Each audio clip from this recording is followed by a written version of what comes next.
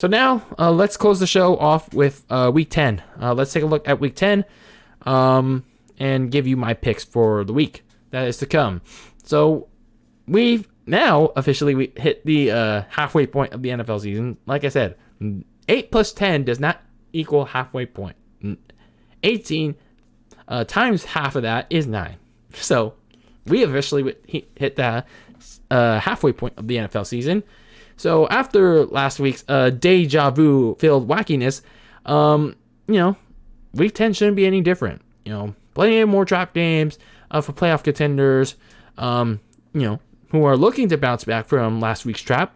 In the playoff contenders that could be walking into trap games looking to avoid that. And the wild cards that did win last week, they're trying to keep their playoff hopes alive. And then, of course, there are the teams that are trying to solidify their stranglehold on the division, or maybe their positioning in the playoffs. We're getting close to that point of the season where some teams will be thinking playoffs, yeah, that point. And we start at that point with Thursday Night Football with the Baltimore Ravens traveling to South Beach to take on the Miami Dolphins. Yeah, this is probably going to be another one of those games where one team is going to get literally run over, and that team is going to be the Miami Dolphins. Lamar Jackson is going to take his team down to Hard Rock Stadium and run over a very fluky and a very bad Dolphins team. And they may not have Tua Tagovailoa on Thursday night due to I think it's a finger injury. So Lamar and this Ravens offense, and despite their bad defense of their own, they're going to take care of business easily of the Dolphins. So then we get to the Sunday morning action. The Buffalo Bills travel to New York to take on the Jets, and you can bet the Bills are going to be pissed off as all hell after losing to the AEW Jacksonville Jaguars. And you can tell that the Bills have been struggling on offense without Dawson Knox, and their offense has been a little bit out of sorts. And I think that has to do with, Josh Allen finally mating his match with Josh Allen. I'm having too much fun with that. I'm sorry. But the Jets, they're still a very bad team. I don't know. I don't think Mike White is going to play in this game. Zach Wilson's not going to play in this game.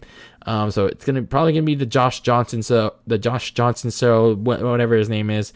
And Buffalo, they should be able to bounce back from, a very ugly loss down in Jacksonville. And they should take care of Gang Green, unless if they take them for granted too on Sunday. The Tampa Bay Bucks and the Washington football team return from their bye to face each other in the nation's capital. Washington remains banged up, especially at the running back position. They're still lacking at various positions. And, when we last saw Tom Brady and the Bucks, they lost to the Saints despite not having Jameis Winston, and they lost him for the season. So look for Tom Brady and a pissed off Bucks team to pretty much sweep Washington under the rug early. Yeah, the matchup you saw in the playoffs, with Heineke and a dominant Chase Young-led Washington defense, that's not there. It is not there. So the Bucks are going to beat the Washington football team on Sunday. Then in Jerry's world, the Atlanta Falcons take on the Dallas Cowboys in a rematch of last year's choke job by the Falcons, the big one. Yeah, that one. The Cowboys had a down week against the Broncos, but, Dak in the offense, all teams have bad weeks, and they should be able to bounce back against a beatable Falcons team that pretty much runs through just Matt Ryan and Cordell Patterson. So I'm going with the Dallas Cowboys. The New Orleans Saints travel to Tennessee to take on the Tennessee Titans. While the Tennessee Titans still have some things to figure out on offense, trying to figure out who's going to be the primary ball carrier with Derrick Henry gone for at least a couple weeks. The Saints have their own problem of their own, relying so much on Alvin Kamara, who may not be available for this game. And it could be Mark Ingram that takes the reins for at least this one game. But, look for the Titans to attempt their repeat performance on defense and Ryan Tannehill to beat a very beatable Saints secondary. So I'm going with the Titans. The Jacksonville Jaguars traveled to Indianapolis to take on the Colts. They may have won the Josh Allen game, but they won't be so lucky against a Colts team that had a good performance against the Jets, and they could have a even better one against their division rival in the Jags. And they're going to be playing motivated, because they want to be catching up to the Titans in the AFC South. So I'm going with the Colts. The winless Detroit Lions return to continue on their journey to becoming the second winless team in NFL history. No, sorry, the third winless team, because remember, we still had the 0-17, the 0-16 Cleveland skid marks from 2017, but they want to become these Lions want to become the 0-18 or 17. Oh, I don't have math, but 0-17. They want to become the first 0-17 winless team in NFL history. They want to continue that journey, and that journey continues. That journey rides through Pittsburgh as they take on the Steelers. Man, that took a stuttering stroll into this matchup. So, look, the Steelers are bad offensively, but the Lions are such a bad team. They are a very bad team, and you saw that in Week 8 against Philadelphia, a just as bad team as the Lions. So expect the Steelers to either win this in either a blowout or probably an ugly one. Like I said, the Lions are going to continue their journey to becoming the first 0-17 team in NFL history. And probably a good morning matchup, the Cleveland Browns take on the New England Patriots. Both teams are coming off big, good performances in the last week. The Browns offensively and the Patriots defensively.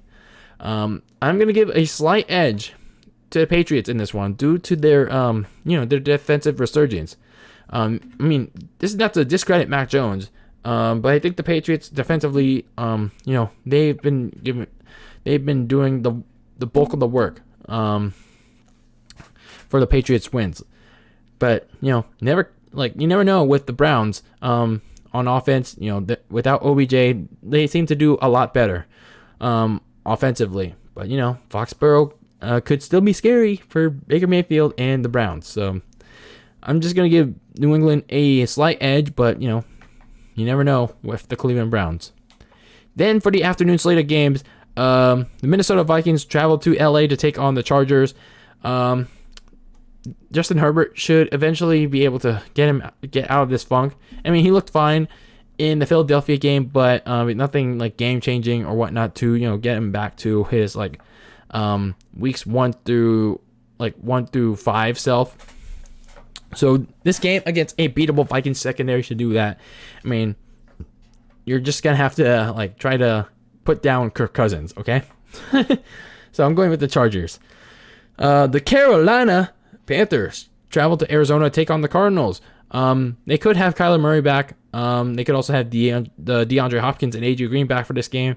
Now, James Conner is going to have a tough matchup against a pretty formidable Panthers run defense, despite Sam Darnold shitting the bed every week. But Arizona should have no worries running over a Carolina team that won't have Sam Darnold for a couple weeks, and they'll have PJ Walker under center. So Arizona, whether it's Kyler Murray or Colt McCoy starting, they should easily take care of Carolina, just like the Cardinals did with the 49ers. The Seattle Seahawks returned from their bye to travel to Green Bay to take on the Green Bay Packers.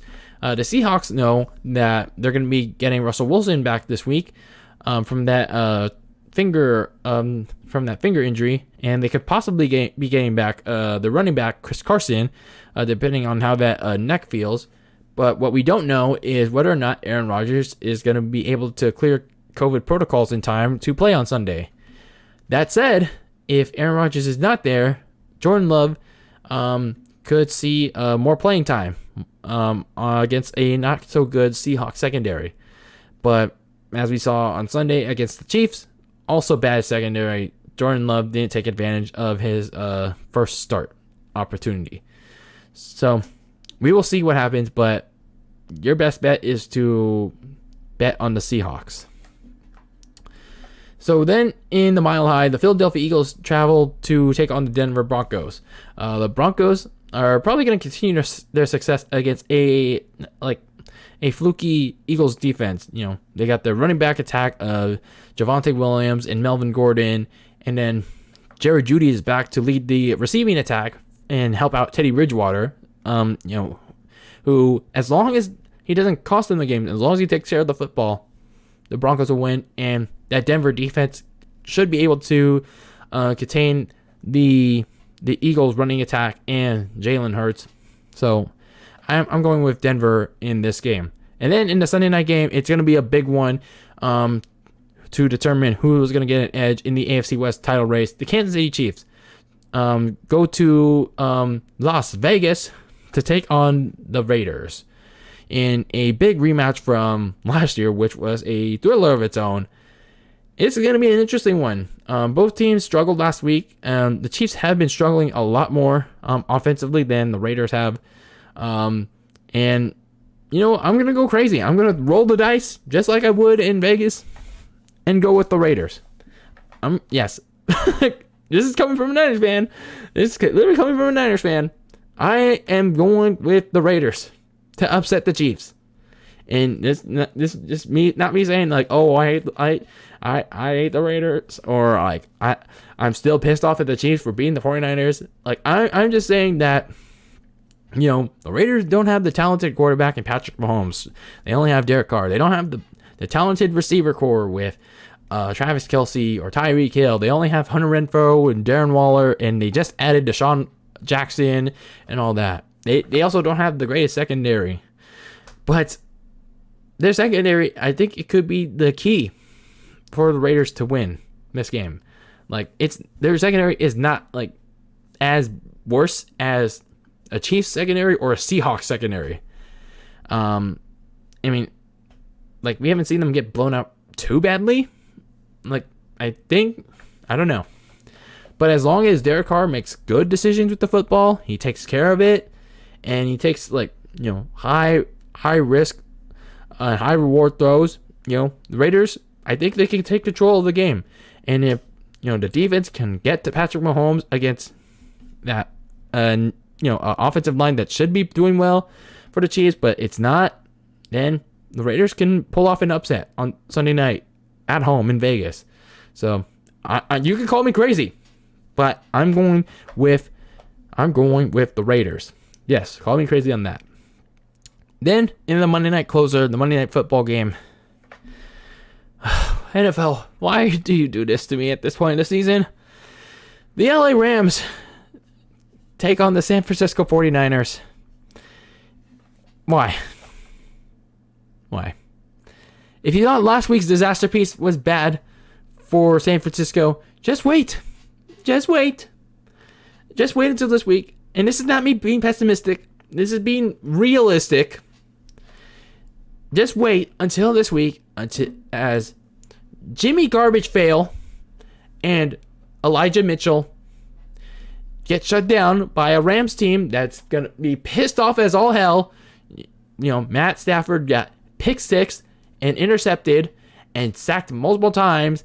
And, Cooper Kupp couldn't cash in on a touchdown despite having a good game.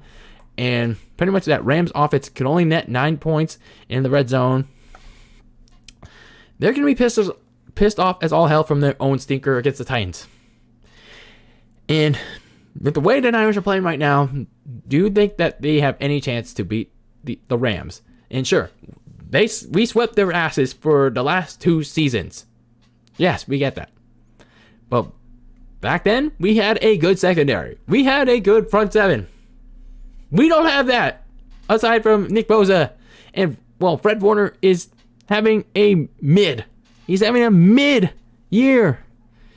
So I'm going to say it now, and it's going to be the theme from this point forward.